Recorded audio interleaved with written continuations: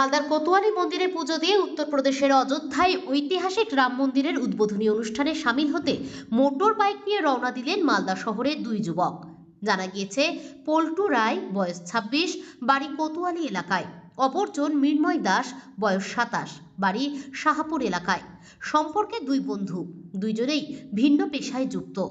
মালদা জেলার দুই যুবক আজ স্থানীয় দামোদর রাধা গোবিন্দ মন্দিরে পুজো দিয়ে রওনা হলেন অযোধ্যার উদ্দেশ্যে। প্রায় ৮০০ কিলোমিটার পথ পেরিয়ে আগামী ২১শে জানুয়ারির মধ্যে অযোধ্যায় পৌঁছানোর লক্ষ্যমাত্রা নিয়েছে দুই বন্ধু। যাত্রা শুরুর সময় তাদের শুভেচ্ছা জানাতে হাজির হন প্রচুর রাম ভক্ত। মালদহ থেকে বিহারের পূর্ণিয়া, দারভাঙ্গা, উত্তরপ্রদেশের গোরখপুর হয়ে তাঁরা দুজনে পৌঁছবেন অযোধ্যায়। রামের ছবি আঁকা সনাতন ধর্মীয় পতাকার পাশাপাশি মোটর বাইক নিয়ে যাত্রা শুরু করেন তারা। তবে দীর্ঘদিনের স্বপ্ন পূরণ, অযোধ্যায় রাম মন্দির প্রতিষ্ঠা। পল্টু রায় জানান, ৫০০ বছরের আমাদের স্বপ্ন রাম মন্দির। ২২